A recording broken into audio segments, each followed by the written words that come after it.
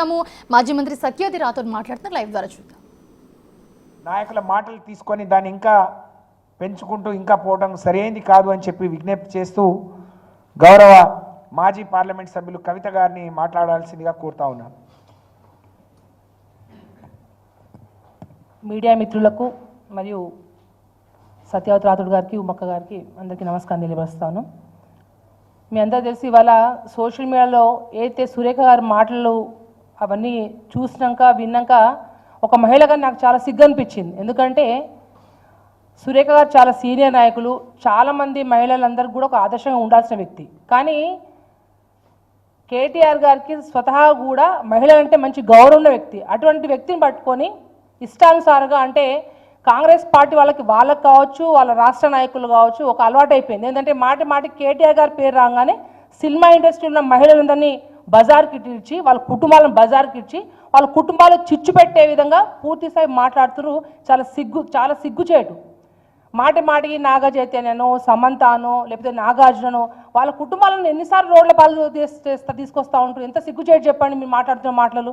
నీ మాటలు సురేఖమ్మ, నువ్వు చాలా సీనియర్ నాయకులు, నువ్వు మంత్రి అనే ఒక అహంకారంతో ఒక మహిళవి ఉండి సినిమా ఇండస్ట్రీలో ఉన్న మహిళలందరి పట్ల చాలా చీపతి చేస్తుంటే సినిమాలో పోయే ప్రతి మహిళలు కూడా ఒక వేరే వ్యవహారంతో ఉంటునే విధంగా చాలా చండాలంగా మాట్లాడుతూ చాలా సిగ్గుచేటు. ఏదైతే సురేఖ గారు కేటీఆర్ గురించి అడ్డగోలు అంటే మీరు కేటీఆర్ గారు ఫినాయిల్తో కడగాలి, యాసిడ్ పోసి కడగాలి, మీ నోర్లు యాసిడ్ పోసి కడగాలి ఖచ్చితంగా. అనవసరంగా మీరు అందరి కుటుంబాలను రోడ్డు ఇడుస్తూ ఉన్నారు. సురేఖమ్మ, మీరు కేటీఆర్ గురించి విమర్శించే ముందు, ఎందుకంటే నిన్న కేటీఆర్ గారు ప్రతి గల్లీ కాలి ఇంటింటికి వెళ్ళి అయితే హైదరాబాద్ ద్వారా మూసి రివర్లో ఇబ్బంది పడుతున్న అక్కడ కూల్స్తున్న ఇళ్ళ గురించి వాళ్ళని అందరినీ పరామర్శిస్తూ ఉంటే వాళ్ళకి అర్థమైపోయింది కాంగ్రెస్ యొక్క గ్రాఫ్ పూర్తిగా హైడ్రాతో అయితే మొత్తానికి మట్టి కాలిపోయిందని చెప్పి వాళ్ళు తెలిసినాక ఏంది ఏ విధంగా ఈ విషయాన్ని డైవర్ట్ చేయాలని చెప్పి సురేఖ గారిని, సీతక్క గారిని వారి ముందు తీసుకొచ్చి సీన్లో తీసుకొచ్చి దీన్ని పూర్తిగా పండగ ముందు డైవర్ట్ చేయడానికి, అంటే కనీసం బతుకమ్మ చీరలు కూడా ఇవ్వలేని దీనస్థితి కాంగ్రెస్ పార్టీది. ఇవంతా డైవర్ట్ చేయడానికి ఇవాళ ఏదైతే సురేఖ గారు మాట్లాడుతున్నారో, ఖబర్దార్ సురేఖ గారు, ఊరుకునేది లేదు, మేము ఊరుకుచ్చి కొట్టాల్సి వస్తుంది. మీరు ఏదైతే కేటీఆర్ గురించి విమర్శించే ముందు ఇంకొకసారి మాట్లాడితే అసలు ఊరుకునేది లేదు. ఏది పడితే మాట్లాడితే కరెక్ట్ కాదు. మీ మీద పరువు నష్టం దావా వేసే ఖచ్చితంగా తీరుతాం.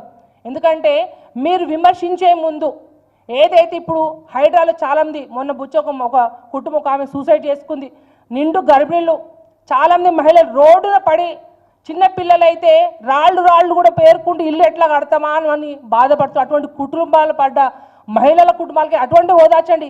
మీ రేవంత్ రెడ్డి గారితో మాట్లాడి హైడ్రాని ఆపి మహిళా కుటుంబాలను నిలబెట్టే పని చేయండి తప్ప అనవసరంగా రాద్ధాంతం చేసి అనవసరమైన మాటలు మాట్లాడితే మీ నాలుక చీరుస్తామని చెప్పి మిమ్మల్ని అందరినీ తెలియపరుస్తూ ఉన్నాం.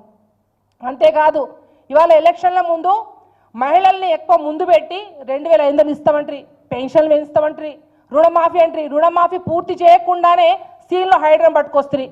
వరదలు ఎప్పుడైతే మొన్న వరదలు వచ్చినాయి, అమ్మ మీరు మా వరంగల్ మా మహబూబాద్ జిల్లాలో కనీసం మీ ఎన్నో మహిళా కుటుంబాలు రోడ్లో పడ్డాయి, ఇళ్ళు మునిగిపోయినాయి, మా తండాలు ఎప్పుడైనా వచ్చి చూసిండ్రా తల్లి మీరు? కానీ అనవసరంగా ఇవాళ మిమ్మల్ని ఎవరో మిమ్మల్ని విమర్శించి సోషల్ మీడియాలో తప్పు పెట్టిన వాళ్ళుగా మీరు కఠిన చర్యలు తీసుకోండి, ఎటువంటి ఇబ్బంది లేదు, దానికి ఎవరు అడ్డు కాదు. మహిళల గురించి ఎవరు కూడా విమర్శించరాదు, ఎవరిని ఫేస్బుక్లో అడ్డుగులు పెట్టాల్సిన అవసరం లేదు. కానీ మీరు ఒకదాన్ని సీన్ తీసుకొచ్చి కాగితం ముందు పెట్టుకొని ఏదో యాక్టింగ్ చేసుకుంటా అనవసరంగా కేటీఆర్ యొక్క పరువు యొక్క పోయే విధంగా మీరు మాట్లాడితే ఊరుకునేది లేదు. మీరు బాజాబ్తో క్షమాపణ కోరాలని కోరుతా ఉన్నాం. మేము ఇంకోసారి మాట్లాడితే మీ నాలుక చీస్తామని చెప్పేసి కొండ శ్రీరకాన్ని తెలియవస్తా ఉన్నాం.